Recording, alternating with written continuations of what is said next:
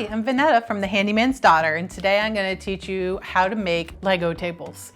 So my son loves Lego, is obsessed with Lego. So he needs multiple Lego tables. They can get expensive, and so I found a way to take a very inexpensive IKEA table and add some base plates, add in some storage, and you have tons of room for all of his creative builds.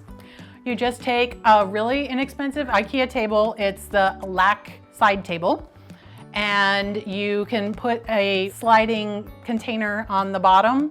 It's another one of the IKEA products, it's the Trofast bin, and you can usually ask for the slides that come with it and they'll give it to you.